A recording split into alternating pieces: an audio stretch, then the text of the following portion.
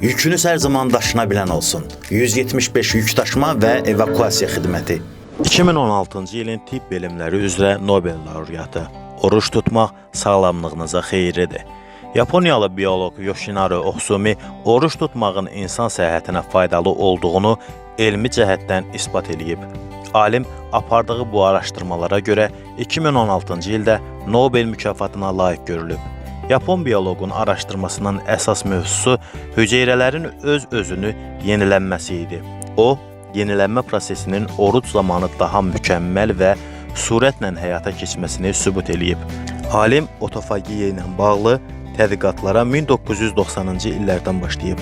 Qeyd edək ki, otofagiya bir hüceyrənin daxili komponentlərinin dəyişkənliyə uğramasını bildirən termindir və dünyada ilk dəfə otofagiya mexanizmlərinin kəşfini öyrənmək məhz Yoshinari Ohsumi'nin adı ilə bağlıdır. O, oruç tutmağın hüceyrələrin yenilənməsinə faydasını bütün dünyaya çatdırıb.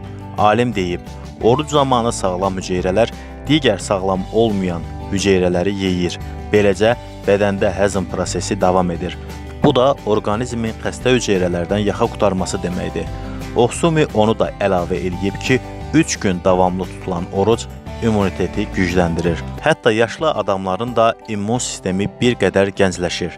Diyetoloq mütəxəssislər də alimlə eyni fikirdə olublar. Onların dediyinə görə orqanizmi ac saxlamaq kök hüceyrələrin daha sürətlə işlənməsinə gətirib çıxarır. Beləcə kök hüceyrələr yeni hüceyrələr yaradır. Diyetoloqlar orucun yaşlı orqanizm üçün əvəzsiz olduğunu da diqqətə çatdırıblar. Əziz dostlar, Azərbaycanın ən çox abunəsi olan maarifləndirici YouTube kanalını izlədiyiniz üçün sizə təşəkkür eləyirəm. Bu kanalda yalnız və yalnız insanlara faydalı məlumatlar verilir. Bu videoların daha çox insana çatması isə sizdən asılıdır.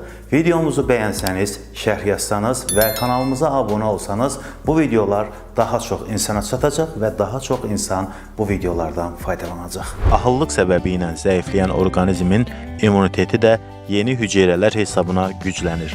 Hüceyrələr insana bənzəməsə də, onların da iş qrafiki mövcuddur. Onlar da zibillərini ayrıca yığırlar. Otofagozomlar hüceyrələrin zibil qabı hesab oluna bilər. Lizozomlar isə ümumi zibillərin yığıldığı kontinentlərdir. Orqanizm üçün tamamilə yararsız olan hüceyrələr yeyilərək yox edilir. Orqanizm aclıq hiss etdikdə otofagiya prosesi daha sürətlə həyata keçirir. Ac olanda hüceyrələr də ən əvvəl xəstə və orqanizm üçün yararsız olan hüceyrələri yeyir. Orucun insan səhhəti üçün əvəz edilməzliyini dəstəkləyən elm adamları çoxdur. Ankara Onkoloji Tədris və Araşdırma Xəstəxanasının əməkdaşı Doktor Olcay Kandemir Sakarya Universiteti Biologiya Fakültəsində keçirdiyi konfransda da bu mövzuya toxunub. Orucla bağlı tibbi araşdırmalar və diyet proqramlarına orucun təsiri adlı konfransda Olcay Kandemir oruç tutmağın faydalarından danışıb. Alim qeyd edib ki, oruç tutmaq tibbi terminologiyada intermittent fasting adlanır.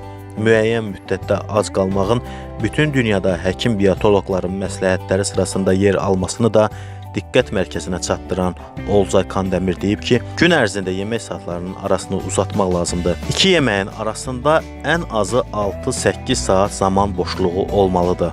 Bugün bütün dünya alimləri insan sağlamlığı üçün nizamlı olaraq bu qaydaya əməl olunmasını məsləhət görür. Orucun ürək xəstəliklərinə tutulma riskini azaltdığı da elm aləminə məlumdur. Olcay Kandemir bu haqda saysız hesabsız elmi məqalələrin yazıldığını da deyib.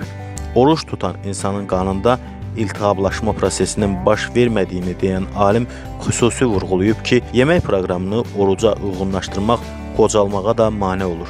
Artıq çəki problemi, maddələr mübadiləsinin pozulması kimi narahatlıqlar da azalır. Kökəlməyə meyilli insanların oruç tutarkən normal bədən quruluşuna döndüyü də müşahidə olunub.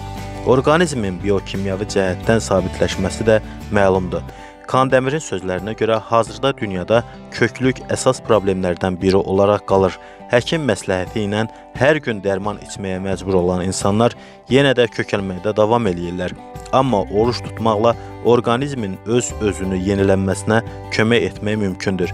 Hər bir insan həftədə ən azı 2 gün oruc rejiminə diqqət etməlidir. Bu zaman orqanizmdə fərqli proseslər baş verir. Damarlar tənzimlənir, əzələlər dincəlir, qaraciyər yumşalır, tər vəzləri daha rahat işləyir.